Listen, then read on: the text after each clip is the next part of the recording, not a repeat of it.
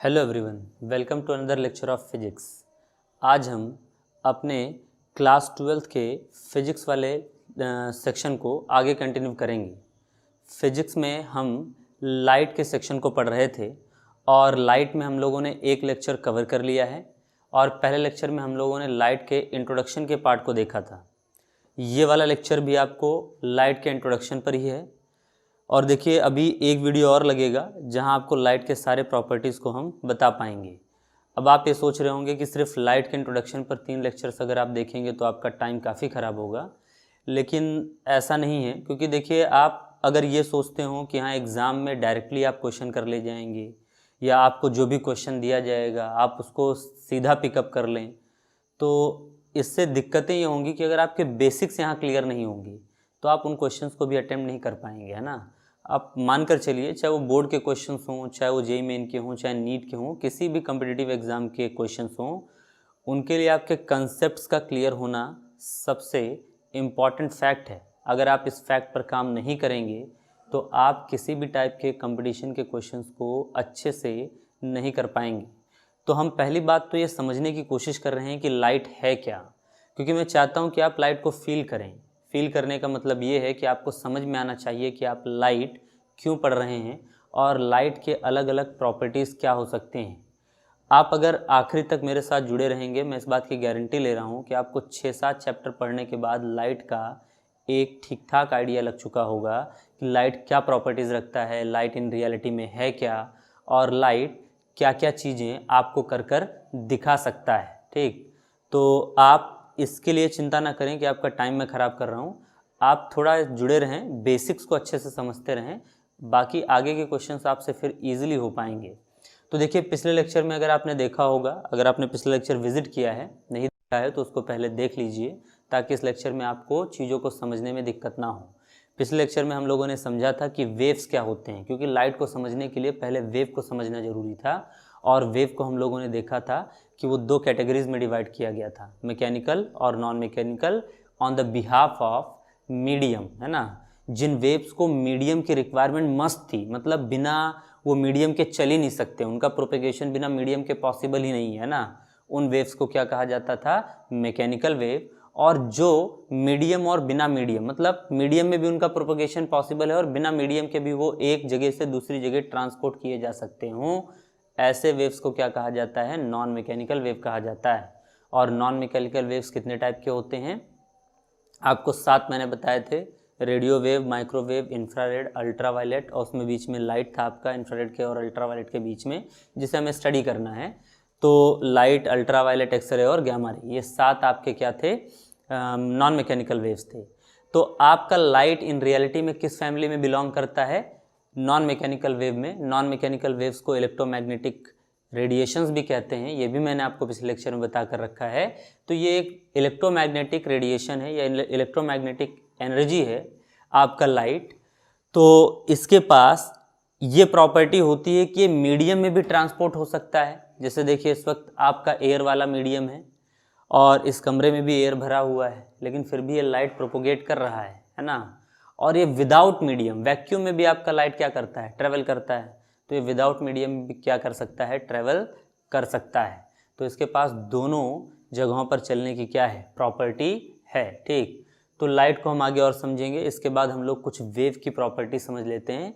Wave की property हमें बहुत अभी डिटेल में नहीं डिसाइड करनी है, लेकिन एक वेव का कैरेक्टर हमें समझना है, एक उसकी फिजिकल क्वांटिटी के बारे में हमें उसके स्टडी करना है, उसको जान लें ताकि हम लाइट का एक इम्पॉर्टेंट पॉइंट समझ पाएँ।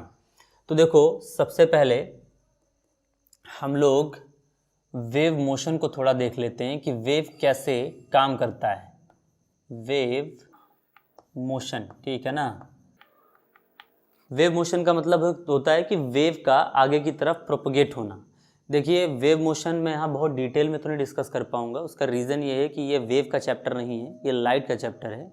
यहाँ मुझे इस चैप्टर में जो जो चीज़ें यूज़ करनी है वेव मोशन की, मैं सिर्फ वो चीज़ें आपको बताने की कोशिश करूँगा, है ना। क्योंकि वेव ये 11th का टॉपिक है, पूरा वहाँ पर एक यूनिट है। वहाँ जब मैं आपको इसके लेक्चर्स कवर कराऊंगा तो वहाँ डिटेल में आपको मैं वेव और वेव मैकेनिक्स और वेव मोशन की चीज़ें पढ़ाऊंगा। लेकिन अभी यहाँ पर सिर्फ और सिर्फ उतनी चीज़ जितना हमें लाइट वाले यूनिट में यूज़ करना है। जब जब मुझे ज़रूरत पड़ती रहेगी मैं आपको वापस वापस से वेव मोशन की चीज़ें याद दिलाता रहूँगा और मैं बताता रहूँगा कि ये चीज़ इस जगह पर यूज़ करनी है हमें, है ना।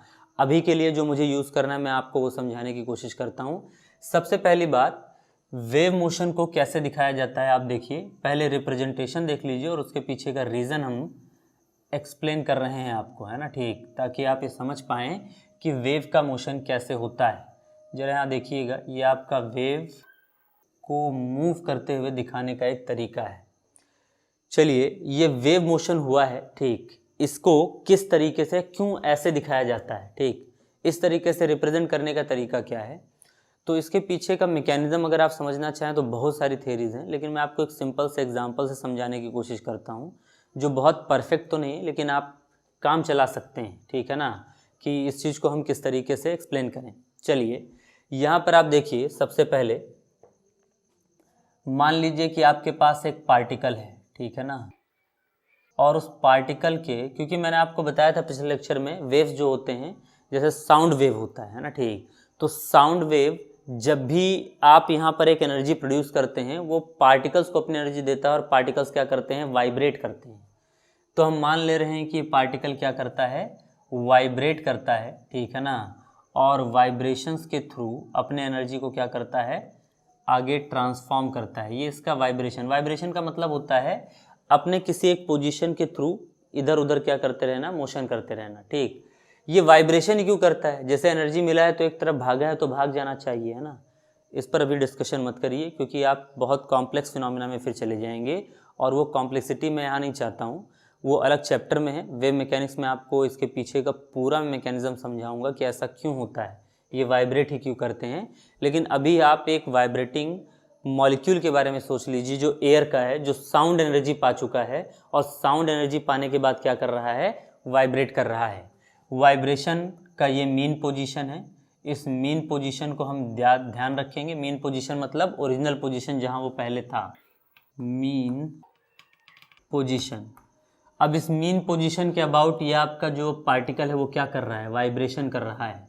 चलिए, हम भी इस लाइन को मीन पोजीशन कह देते हैं। ये जो आपका स्ट्रेट लाइन ऐसे आया हुआ है ये आपका क्या है, मीन पोजीशन। अब देखिए, आपका ये पार्टिकल मीन पोजीशन से पहले एक डायरेक्शन में चलना शुरू करता है और एक मैक्सिमम रेंज तक जाता है, एक मैक्सिमम डिस्टेंस कवर करता है और वहाँ से वापस लौट आता है अपने ओरिजिनल पोजीशन, मीन पोजीशन पर। तो देखो, इसका अपर फास्ट पार्ट समझने की कोशिश करिए। सबसे पहले ये एक मैक्सिमम पोजीशन तक गया, ये रहा वो मैक्सिमम पोजीशन, है ना, जहाँ पर पहुँचने के बाद आपके इस पार्टिकल ने फैसला किया कि हमें वापस अपने ओरिजिनल जगह पर लौटना है। तो देखो, ये यहाँ से गया था और इस लाइन को मैंने क्या कहा है, क्या मानकर चलिए, मीन पोजीशन। ये इसके उस ओरिजिनल पोजीशन को दिखा रहा है पूरा लाइन, है ना। तो अब देखिए, आप यहाँ से शुरू किए थे, एक मैक्सिमम डिस्टेंस तक गए। आप मेरे दोनों उंगलियों पर नज़र रखिएगा, देखिए यहाँ पर हैं हम लोग। आप यहाँ से शुरू कर रहे हैं, जैसे जैसे देखिए दोनों उंगलियाँ बढ़ रही हैं, एक मैक्सिमम पोजीशन तक आप पहुँच गए और मैक्सिमम पोजीशन तक पहुँचने के बाद आप अपोजिट डायरेक्शन में, उल्टे डायरेक्शन में वापस से मीन पोजीशन की तरफ क्या कर रहे हैं, बढ़ रहे हैं और वापस से मीन पोजीशन पर आप आ जाएंगे, ठीक। यानी कि आपने एक अपर पार्ट को कंप्लीट कर लिया है। अब उसके बाद देखिए, ये जो वाइब्रेशन है यहाँ पर आने पर तो रुकेगा नहीं। आप थोड़ा इसको सिंपली समझिए कि क्यों नहीं रुकेगा। जैसे एक बात समझिए कि आप एक ये चौक है, इसको धागे से यहाँ लटका दीजिए, आप इसको ऐसे खींच कर यहाँ ले जाइए और छोड़ दीजिए, तो क्या छोड़ने के बाद ये यहीं आकर रुकेगा? जवाब है नहीं, क्योंकि इसको मोशन मिल चुका है, इसको काइनेटिक एनर्जी मिल चुका है और इनर्शिया की वजह से यहाँ नहीं रुकने वाला है। इनर्शिया क्या होता है? इनर्शिया बॉडी की एक ऐसी टेंडेंसी होती है, एक ऐसी जिद होती है जो हमेशा आपके मोशन में होने वाले चेंजेस का क्या करता है, अपोज करता है। मतलब अब पहले रुका हुआ था, आप इसको चलाना चाहते थे, यहाँ तक खींच कर ले गए होंगे, लेकिन यहाँ तक खींच कर ले जाने में आपको ताकत खर्च करनी पड़ी होगी। मतलब इस वक्त ये चौक रुका था तो ये रुका रहना चाह रहा था, लेकिन आपने मेहनत कर कर इसको यहाँ तक चढ़ा दिया है और जब छोड़ेंगे तो भी मोशन में आ जाएगा। तो अब आकर यहाँ रुकेगा नहीं, क्योंकि अब ये चल रहा है तो ये चलते रहना चाहेगा। दुनिया की हर बॉडी इस चीज़ को फॉलो करती है, जो चीज़ रुकी है वो रुके हुए रहना चाहती है, जो चीज़ चल रही है वो चलते रहना चाहती है, जब तक कि आप उसको डिस्टर्ब ना करें, ठीक है ना। एक टेबल पर रखा हुआ चौक हमेशा रुका रहेगा जब तक कि कोई एक्सटर्नल फोर्स, बाहर का आदमी उसके ऊपर फोर्स ना लगा दे, है ना। मैं जब तक इस चौक को जाकर इस बेंच पर से नहीं उठाऊंगा, ये कभी भी मोशन में नहीं आने वाला। और कोई भी चीज़ अगर चल रही है तो वो कभी भी खुद ब खुद नहीं रुकेगी जब तक कि उस पर कोई एक्सटर्नल फोर्स ना लगे। अच्छा, रुका हुआ स्टेट तो हमें समझ में आ जाता है ना कि दुनिया में हर चीज़ रुकी रहती है तो रुके रहना चाहती है, लेकिन चलने वाली बात थोड़ा हमारे दिमाग में फंस जाती है ना, हमें डिस्टर्ब करती है कि यार ऐसा कैसे, हम तो किसी चीज़ को चलाते हैं वो कहाँ चलते रहना चाहती है, वो तो कुछ देर बाद लुढ़कते हुए क्या होती है, रुक जाती है। लेकिन आप थोड़ा उसको डिटेल में समझेंगे तो आपको समझ में आएगा कि इन रियलिटी वो खुद से नहीं रुक रहा है ना। देखिए क्या होता है कि जब भी आप किसी चीज़ को लुढ़काते हैं तो उसको बहुत सारे बाहर वाले लोग रोकना शुरू कर देते हैं। जैसे एयर का रेजिस्टेंस है ना भाई, एयर का रेजिस्टेंस लगता है जब हम मोशन करते हैं तो हमारे ऊपर हवा का एक रेजिस्टेंस लगता है, एयर का एक प्रेशर लगता है जो आपके मोशन का अपोज करता है। आप इसको फील कर सकते हैं। आप अगर बाइक चलाएं और बाइक चलाते वक्त बारिश होने लगी है ना, ठीक, तो बारिश में आप जितना धीमे गाड़ी चलाएंगे आपको बरसात की बूंद उतना कम तकलीफ पहुंचाएगी, लेकिन आपकी स्पीड जितनी ज़्यादा होते जाएगी आपको बारिश की बूंद एकदम तेज़ी से चुभने लगेगी, है ना, ठीक। ये बात क्या क्लियर करता है, ये बात ये क्लियर करता है कि जब हम मोशन को बढ़ाते हैं तो हमारे ऊपर एयर का रेजिस्टेंस भी क्या होता है, बढ़ता है। एयर मॉलिक्यूल्स, वाटर मॉलिक्यूल्स जो एयर के थ्रू आपकी तरफ आ रहे हैं वो आपके ऊपर रोकने वाला फोर्स भी ज़्यादा लगाते हैं। दूसरा, आपका इस ज़मीन का फ्रिक्शन फोर्स, रगड़ने की वजह से एक फोर्स पैदा होता है ना, जब आप किसी चीज़ पर रगड़ते हैं तो घसीटता हुआ आदमी जाता है। अभी आप किसी आदमी को ज़मीन पर घसीटना शुरू कर दें तो उसका पीठ उठ छिल जाएगा। क्यों छिल जाएगा? क्योंकि उसके ऊपर ज़मीन का क्या लगता है, फ्रिक्शन फोर्स लगता है। ये भी आपको रोकना चाहता है। जब इतने सारे लोग रोक रहे हैं तो आप चल कहाँ पाएंगे, है ना, ठीक। आप जब भी किसी चीज़ को लुढ़काएंगे तो वो थोड़ी देर बाद जाकर क्या कर लेगा, उसको रोक ही लेगा। तो कहने का मतलब मेरे ये है कि आप किसी भी चीज़ को अगर रोक कर रखे हैं तो रुके रहेगा, चला रहे हैं तो चलते रहेगा जब तक आप एक्सटर्नली उसको डिस्टर्ब ना करें। और किसी भी बॉडी का अपने इस मोशन के स्टेट को, चाहे वो रेस्ट में हो चाहे मोशन में हो, अपने इस स्टेट को बचाए रखने की प्रॉपर्टी क्या कहलाती है, इनर्शिया कहलाती है। सिंपली आप इसको समझिए, एक जिद है ना। अगर आप इससे कह रहे हैं कि भैया तुम चल दो तो कहेगा नहीं नहीं हम तो नहीं चलेंगे, है ना, ठीक। अगर आप ये चल रहा है कह दो रुक जाओ तो कहेगा नहीं हम तो इतनी आसानी से नहीं रुकेंगे। आपको इसके जिद का सामना करना ही पड़ेगा। अब आप इसके जिद से तब जीत सकते हैं जब आपकी ताकत ज़्यादा होगी। भाई पक्की बात है, खिलौने वाली कार अगर आपकी तरफ ढकेली जाए तो आप एक हाथ से उसको रोक सकते हैं, क्योंकि वो कार भी जिद्दी होगी, अपने मोशन को चेंज नहीं करना चाहेगी, लेकिन उससे ज़्यादा जिद्दी आप हैं, आपके पास मास ज़्यादा है, आप उसको रोक सकते हैं। लेकिन क्या एक चलती हुई ट्रक जो आपकी तरफ आ रही है आप उसको एक हाथ से रोक पाएंगे? नहीं, क्योंकि आपका इनर्शिया उससे कम है ना। वो ट्रक आपसे ज़्यादा हैवी है, वो आपकी बात नहीं सुनने वाला, आपको उसकी बात सुननी पड़ेगी क्योंकि वो आपसे ज़्यादा ताकतवर है, ठीक। तो इनर्शिया का सिंपल मीनिंग ये होता है कि आप अपने मोशन को या आपके अंदर होने वाले चेंजेस को, जैसे आप रुके हैं तो रुके रहना चाह रहे हैं, चल रहे हैं तो चलते रहना चाह रहे हैं, तो इस मोशन को अपने अंदर बचा कर रखने वाली प्रॉपर्टी को क्या कहा जाता है, इनर्शिया कहा जाता है। यानी कि आप जिद पर अड़े रहें कि भैया हम रुके, हमको रुके रहने दो, हम चल रहे हैं तो हमको चलने दो, हमें डिस्टर्ब ना करो। अगर आप डिस्टर्ब करेंगे तो हम आपका अपोज करेंगे। ये जो अपोज करने वाली प्रॉपर्टी बॉडी के अंदर से आ रही है, इसी को उसका क्या कहा जाता है, इनर्शिया कहा जाता है। क्योंकि अब इसको एनर्जी मिली है, ये एक डायरेक्शन में गया, वहां से वापस आ रहा है, तो यही नहीं रुकेगा, ये उसके अपोजिट डायरेक्शन में एक जगह तक चला जाएगा। यानी कि अब की बार ये मोशन करते हुए आया और एक अपोजिट डायरेक्शन में मैक्सिमम डायरेक्शन तक गया, सॉरी मैक्सिमम डिस्टेंस तक गया। ये देखिए यहाँ से चला था, यहाँ से यहाँ मैक्सिमम डिस्टेंस तक पहुँचा, वापसी मारकर मीन पोजीशन पर आया, और अब उसके उल्टे डायरेक्शन में, अपोजिट डायरेक्शन में एक मैक्सिमम डिस्टेंस तक गया, ये यहाँ तक गया है ना, अब यहाँ तक आ चुका है, और उसके बाद लौट आया वापस से मीन पोजीशन पर। ये देखिए लौट आया है ना, ठीक, वापस से मीन पोजीशन पर।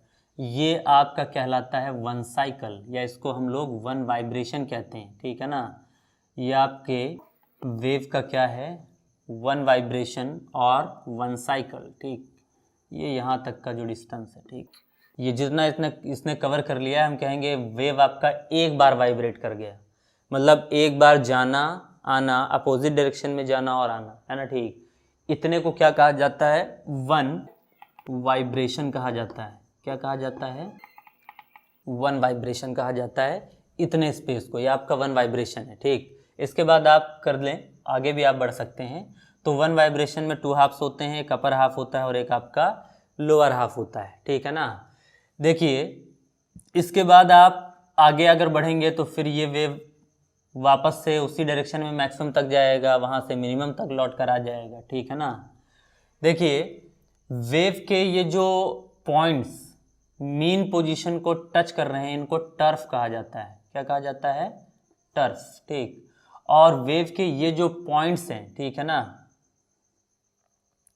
जो मैक्सिमम है, इनको क्रस्ट कहा जाता है। क्या कहा जाता है, क्रस्ट। टर्फ आपके ये वाले पॉइंट, क्रस्ट आपके ये वाले पॉइंट, ठीक है ना। और दो कंटिन्यूअस, कंटिन्यूअस का मतलब होता है एक ही डायरेक्शन के दो crust.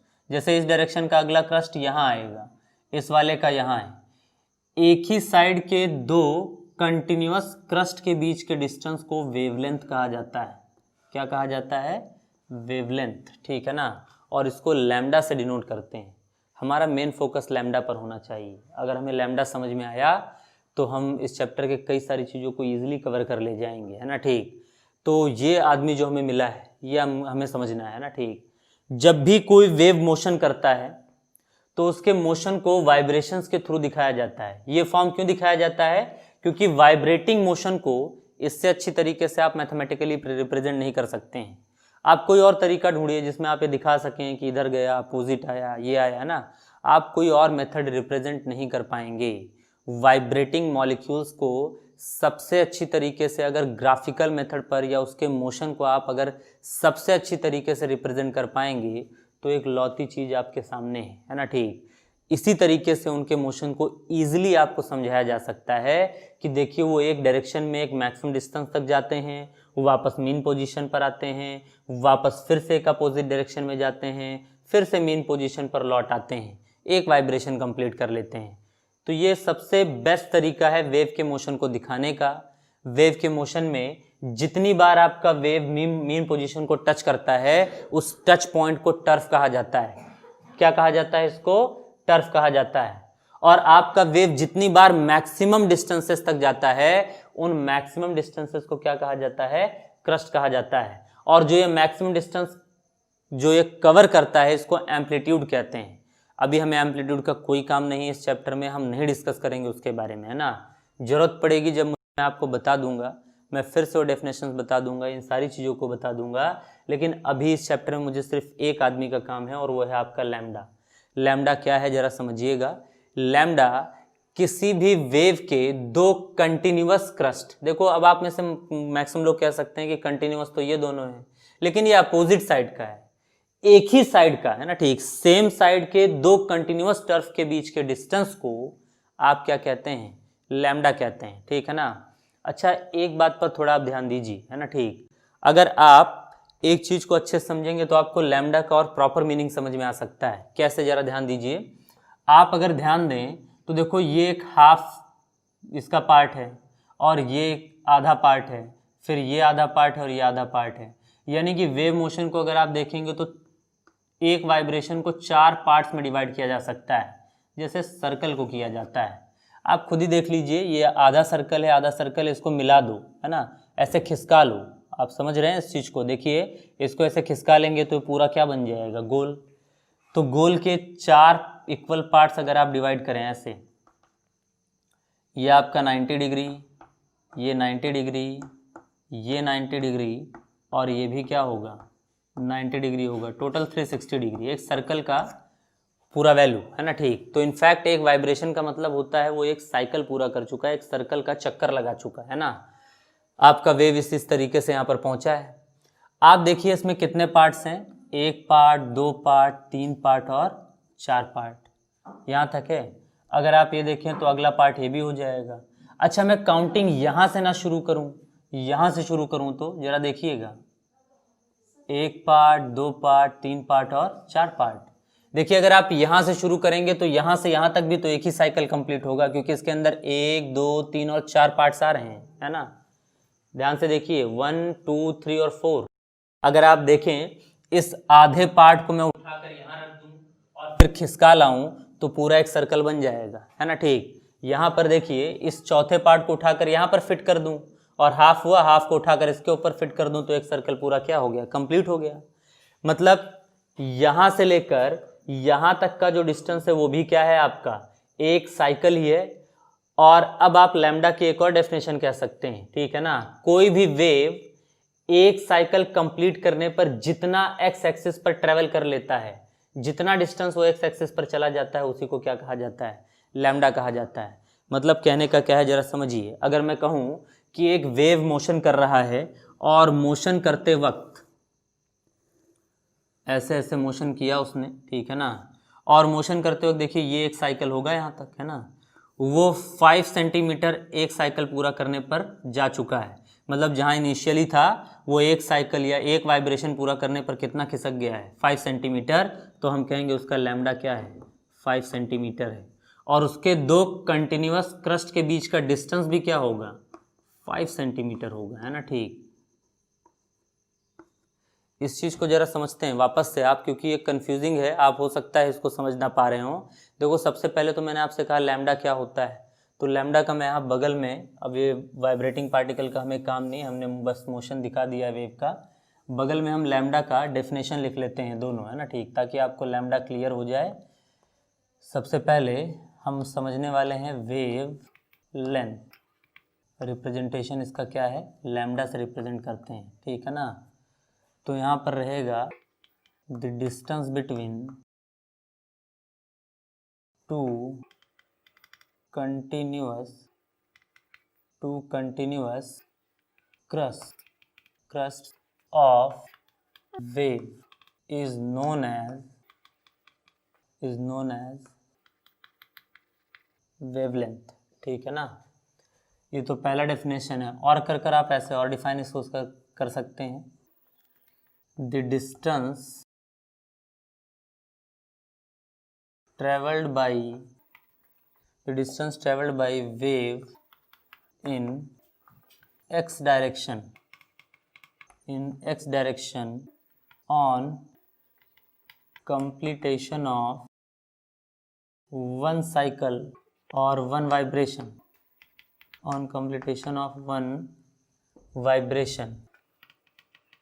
is known as wave length. तो चाहे जैसे आप डिफाइन कर लीजिए। देखिए मैंने आपसे कहा कि जब भी कोई वेव मोशन करता है तो उसको ऐसे दिखाया जाता है। क्यों ऐसे दिखाया जाता है, क्योंकि वेव्स में वाइब्रेशन के थ्रू आपका क्या होता है, मोशन होता है, और वाइब्रेशन मीन पोजीशन के थ्रू इस तरीके से दिखाया जाता है। पार्टिकल मैक्सिमम डिस्टेंस तक जाता है, एनर्जी पाने के बाद वापस लौट कर आता है। रुकता क्यों नहीं है, ड्यू टू इनर्शिया एनर्जी पाने के बाद एक बार भी रुकने की इजाज़त नहीं देता है। धीरे धीरे कर आप रुकेंगे, है ना। एक बार एनर्जी पा जाएंगे तो कुछ देर बाद आपको समझ में आएगा कि हाँ यार हमें रुक जाना चाहिए, ठीक है ना। तो अब यहाँ पर देखिए, सॉरी, एनर्जी जैसे जैसे डाउन होगा आपको ये फील होगा कि आपको रुक जाना चाहिए, है ना। तो अब यहाँ पर ध्यान दीजिए, ये हम लोग को मोशन मिल चुका है और मैंने कहा कि जहाँ जहाँ पर आपका वेव मीन पोजीशन को टच करता है उसे टर्फ कहा जाता है, और जो इसके मैक्सिमम पॉइंट्स होते हैं उसे क्रस्ट कहा जाता है। और एक ही साइड के दो कंटिन्यूअस क्रस्ट के बीच के डिस्टेंस को क्या कहते हैं, वेवलेंथ या लैम्डा कहते हैं। The distance between two continuous crust of wave is known as wavelength. एक वेव के दो कंटिन्यूअस क्रस्ट के बीच के डिस्टेंस को क्या कहा जाता है, उस वेव का वेवलेंथ कहा जाता है। तो ये बात आपको ध्यान रखना है। या इसको आप ऐसे भी कह सकते हैं कि कोई भी, देखिए आप यहाँ पर सिस्टम समझिए, ये 1 2 3 4 पार्ट्स यूज कर रहा है एक वेवलेंथ को बनाने में, है ना। लैम्डा को फॉर्म करने में आप 4 पार्ट्स का यूज करते हैं, और एक वाइब्रेशन में भी कितने पार्ट्स यूज होते हैं, 4। तो आप वेवलेंथ को एक और तरीके से डिफाइन कर सकते हैं। किसी भी वेव ने एक्स एक्सिस में जितना डिस्टेंस ट्रेवल कर लिया होगा एक वाइब्रेशन कंप्लीट कर लेने पर, मतलब एक वाइब्रेशन कंप्लीट करने पर वो अगर 10 सेंटीमीटर खिसक गया है तो उसका वेवलेंथ क्या होगा, 10 सेंटीमीटर, क्योंकि वो एक साइकिल पूरा करने पर भी कितने पार्ट्स यूज करता है, 4। और वेवलेंथ को भी फॉर्म करने के लिए वाइब्रेशंस के कितने पार्ट चाहिए होते हैं, सॉरी, आपके उस वेव के कितने पार्ट चाहिए होते हैं, 4, ठीक, जो आपको यहाँ मैंने नंबरिंग से दिखा रखा हुआ है। तो ये बात आप अपने मन में क्लियर रखिए कि वेवलेंथ क्या होता है। वेवलेंथ को किसी भी फॉर्म पर आप समझ सकते हैं, दो कंटिन्यूअस क्रस्ट के बीच का डिस्टेंस के फॉर्म में, या कोई भी वेव एक वाइब्रेशन पूरा कर लेने पर एक्स एक्सिस पर जितना आगे ट्रेवल कर जाता है उसे क्या कहा जाता है, वेवलेंथ कहा जाता है, ठीक है ना। तो ये आपका लैम्डा है। कहने का मतलब ये है, जैसे मैंने कहा कि एक वाइब्रेशन पर आपका वो जो पार्टिकल है या वेव जो है वो कितना ट्रैवल कर चुका है, 5 सेंटीमीटर। तो बताइए 5 सेंटीमीटर उसका क्या हो जाएगा, लैम्डा हो जाएगा। और उसके दो क्रस्ट के बीच का डिस्टेंस भी फिर क्या होगा, 5 ही सेंटीमीटर होगा, क्योंकि वही तो आपका लैम्डा है, ये भी आपका लैम्डा है। दोनों जगह आप लैम्डा को क्या कर सकते हैं, रिप्रेजेंट कर सकते हैं। तो ये बात आपको समझ कर रखना है। अब एक बात और समझिए, ठीक है ना। अगला जो आपको इम्पॉर्टेंट फैक्टर समझना है वो ये समझना है कि आपका जो, यहाँ आप पहले देखिए लिखने वाला काम देख लीजिए, the size of wave is directly proportional to wavelength. देखिए किसी भी वेव का साइज जो है ना, हम यहाँ लिख देते हैं नीचे फॉर्मूले के फॉर्म में, wave size is directly proportional to wavelength. मतलब क्या है इसका ज़रा समझिएगा कि आपका जो वेव साइज होता है वो वेवलेंथ के क्या होता है, डायरेक्टली प्रोपोर्शनल होता है। मतलब वेव का वेवलेंथ जितना बड़ा होगा वो वेव साइज में भी उतना ही क्या होगा, ज़्यादा होगा। आप खुद यहाँ पर एक एग्जांपल से, 2-3 एग्जांपल से समझने की कोशिश करिए। देखिए मैं पहला वेव आपके सामने बना रहा हूँ, ठीक है ना। ये आपका पहला वेव है और ये आपका वेव बन गया। और लैम्डा क्या होता है, दो कंटिन्यूअस क्रस्ट के बीच का डिस्टेंस। अगर हम यहाँ पर इसको लैम्डा 1 कह दें, क्योंकि ये पहला वेव है तो इसको हमने लैम्डा 1 कह दिया। फिर हम अगला वेव बनाते हैं जो साइज में इससे थोड़ा क्या है, बड़ा है, ठीक है ना। अब आप इसके दो क्रस्ट के बीच का डिस्टेंस क्या कर सकते हैं, मेजर कर सकते हैं। इसको हम लोग क्या कह देते हैं, लैम्डा 2। ऐसे हम एक तीसरा वेव देख लेते हैं जिसको हम और बड़े साइज पर बनाते हैं, यानी उस वेव का साइज क्या रखते हैं, और बड़ा रखते हैं, ठीक है ना। अब इसके दो क्रस्ट के बीच का डिस्टेंस भी मेज़र कर लेते हैं, उसको हम क्या देते हैं, लैम्डा 3। आप सिंपली एक बात देख रहे होंगे, जैसे जैसे लैम्डा इंक्रीज कर रहा है, लैम्डा यहाँ कम है, यहाँ ज़्यादा है, यहाँ और ज़्यादा है, वैसे वैसे वेव का साइज भी क्या कर रहा है, इंक्रीज कर रहा है। मतलब क्या है कहने का, देखिए कि जैसे जैसे आपका वेव अपने लैम्डा को इंक्रीज करते जाता है, क्रस्ट के बीच के डिस्टेंस को इंक्रीज करते जाता है, आपके उस वेव का साइज भी वैसे वैसे क्या होने लगता है, बड़ा होने लगता है। यानी कि लैम्डा अगर कम होगा, इस फॉर्मूले का मतलब यही है, वेवलेंथ अगर कम होगा तो वेव का साइज भी क्या होगा, कम होगा। जैसे जैसे वेवलेंथ इंक्रीज करते चला जाएगा उस वेव का साइज भी वैसे वैसे क्या होते चला जाएगा, इंक्रीज करते जाएगा। इन डायग्राम से इस चीज़ को समझने की कोशिश करिए। वेवलेंथ कम तो आपका वेव भी छोटा, और वेवलेंथ बड़ा तो आपका वेव भी क्या होगा, बड़ा होगा। यानी कि बड़े बड़े साइज के आपके क्या बनेंगे, वेव्स बनेंगे। तो आप सिंपली ये कह सकते हैं कि किसी भी वेव का साइज जो होता है वो सीधा सीधा उसके वेवलेंथ पर डिपेंड करता है। यानी कि वेवलेंथ जितना ज़्यादा होगा उस वेव का साइज भी उतना ही क्या होगा, ज़्यादा होगा। ठीक, ये बात आपको क्लियरली यहाँ से समझ लेनी है, ठीक है ना। तो इतनी चीज़ आज के हम लेक्चर में सिर्फ रखेंगे। आपने आज जितनी चीज़ें सीखी हैं, क्या क्या सीखा है आपने, आज वेव के मोशन के बारे में सीखा है। इसको अच्छे से स्टडी करिएगा। इसमें मेन फैक्टर वेवलेंथ है, वेवलेंथ को अच्छे से तैयार करिएगा। अगर आपको इसमें कोई भी डाउट रहता है आप कमेंट सेक्शन में बताइए, हम लोग उसको ज़रूर दूर करने की कोशिश करेंगे।